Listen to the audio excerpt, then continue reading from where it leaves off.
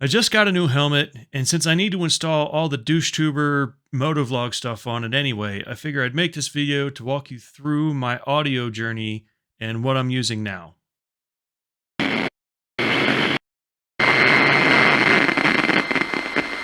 Before we get started here, I just wanted to say thank you to everybody who subscribed to my channel so far. We're at almost 1,000. We're at 750 plus at this point. If we just get 250 more, then we'll hit the 1,000 mark, and I'll be doing the 1,000 miles in 24 hours on my Honda Trail 125.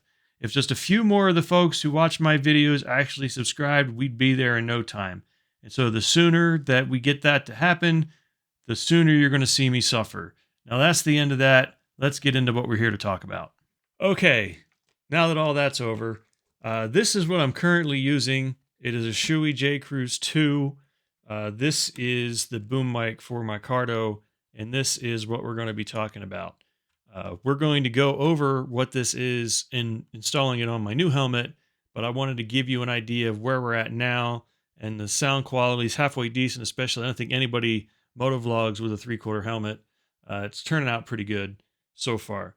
On my very first video that almost nobody watched, I was using this Movo mic, which I think is like $25, and a Tascam DR05X. It's a little bit bulky, but the two work really well together.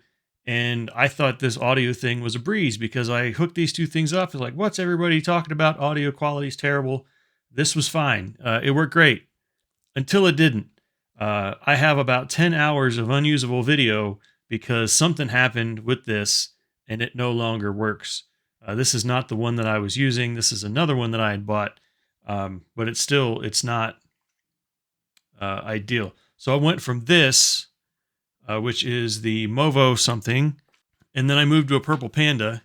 The Purple Panda and this Tascam do not get along at all. It was incredibly hot mic, more ruined audio. I tried to put the gain down as low as possible on this, and it wasn't enough. So I ended up not using this anymore. And I went to this, which is a Zoom H1N. It worked better with this, especially when this has an automatic gain control. Instead of presetting the gain, you can go in there and have it automatic. It works pretty good, but this was too much. It was still not ideal. And I was struggling with the Purple Panda. These two things still didn't really work very well together.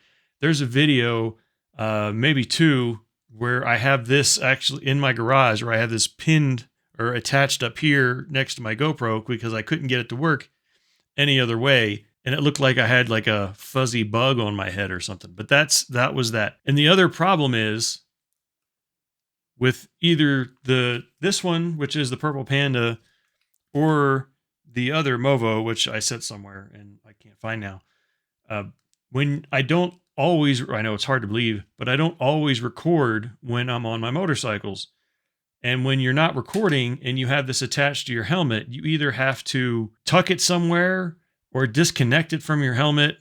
I think the Purple Panda is like 6 feet long. So you've got like 6 feet of cable that's in the way. So what I did instead is I bought this, which is a little condenser boom mic, which is currently what's on that helmet that I just showed you. And what I do is I have a 1-foot cable that I attach directly from this to the outside of the helmet. When you're not recording, you just want to do something that doesn't have anything to do with douche tube.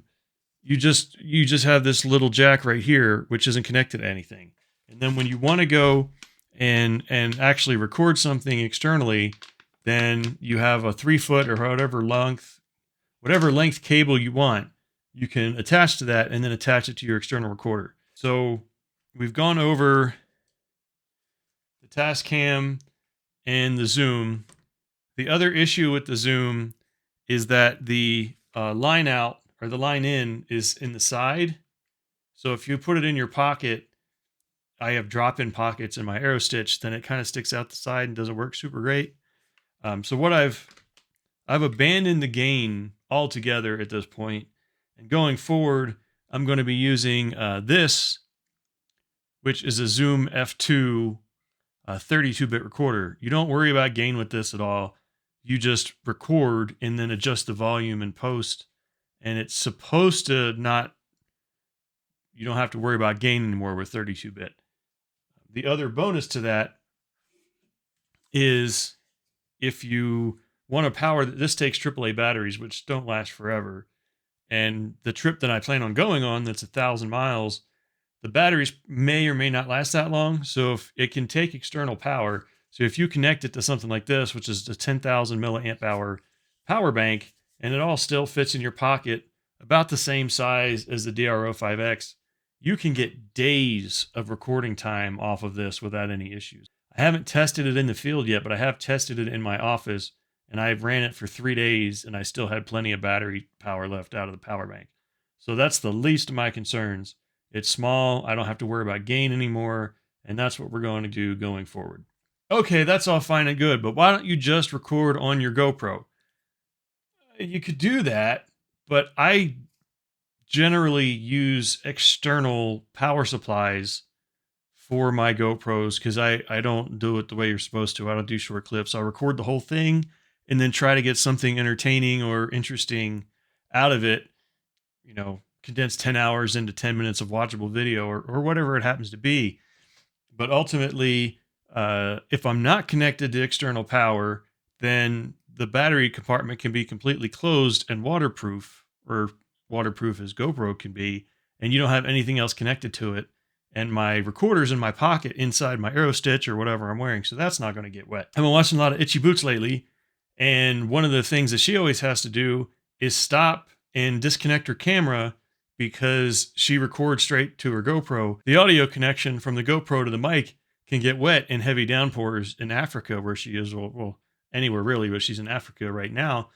So she has to disconnect. You don't have to do that if you have an external recorder. And it's not that hard to sync up the audio in post. It's longer and it does take a little bit more, but it's not that hard. Now that we're all caught up there, let me install the cardo on this because nobody wants to see that. That's dumb. And then I'll walk you through exactly how I put the audio equipment on.